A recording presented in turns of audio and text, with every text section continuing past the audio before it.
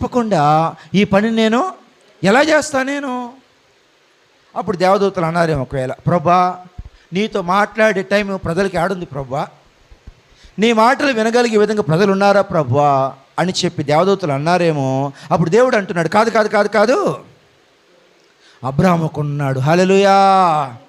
అబ్రాహాం ఎప్పుడు ప్రార్థనలో ఉంటాడు, కనిపెట్టుకొని ఉంటాడు.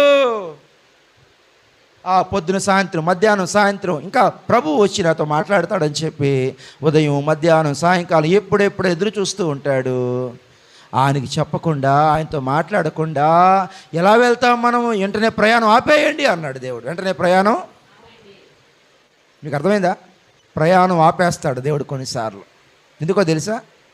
తన ప్రజలకు చెప్పి తాను చేయదలుచుకున్నది చేయడానికి బయలుదేరిన దేవుడు ఏమంటున్నాడంటే, అబ్రహాముకు చెప్పకుండా నేను ఎలా చేస్తా అంటున్నాడు. బా ఏంటండి ఇది? ఆయన ఎక్కడ, ఈ మనం ఎక్కడండి? ఈ మాట వింటుంటే అసలు అంత పెద్ద దేవుడు మనం చెప్పాల్సిన పని ఏముందమ్మా? ఆయన ఇష్టం ఏమైనా చేసుకుంటాడమ్మా. ఆయన ఇష్టం. ఏమంటున్నాడు? అబ్రహాంకి అర్థం కాల. ప్రభా ఎందుకు వచ్చావంటే, అబ్రహాం ఇప్పుడే బయలుదేరాం మేము. బయలుదేరిన తర్వాత దూరం వెళ్ళిపోయిన తర్వాత నువ్వు గుర్తొచ్చావు. ఎందుకు వచ్చాను ప్రభు అంటే, నీకు చెప్పకుండా ఎలా చేస్తా అంటున్నాడు. అబ్రహాం షాక్ అయి ఉంటాడు. నువ్వు నాకు చెప్పేంత స్తోమత నాకుందా ప్రభువా?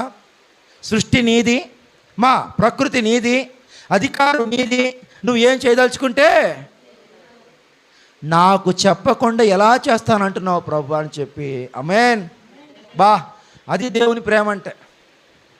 ప్రేమిస్తే అలా ప్రేమిస్తాడు, కొడితే నేల కరుచుకున్నది కొడతాడు. ఇక అంతే, తిరిగి లేవు. ఇక అంతే. నీకు చెప్పకుండా నేను చేయలేకపోతున్నా అబ్రహాం.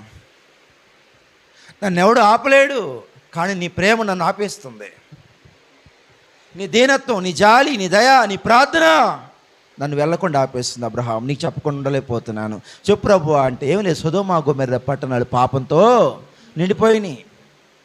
సొదొమ గొమొర్రా పట్టణాలు పాపముతో నిండిపోయినాయి. ఎంత పాపం అంటే, చిన్న పిల్లలు, ఆడపిల్లలు, మగ పిల్లలు, యవనస్తులు, వృద్ధులు, ముసలివాళ్ళు, ఆడవాళ్ళు, మగవాళ్ళు వ్యభిచారులు అయిపోయారు.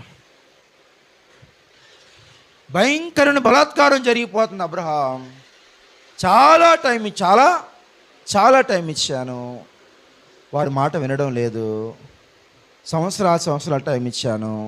ఇప్పుడు నేను ఆకాశము నుండి, అబ్రహాం నోవాహు టైంలో జలప్రళయం ఎలా రప్పించాను నేను, ఇప్పుడు నీరు కాదు వచ్చేది, అప్పుడు నీటితో ముంచేశాను, ఇప్పుడు అగ్నితో కాల్చి ముంచేయబోతున్నాను, బూడిదిగా మార్చబోతున్నాను అన్నాడు.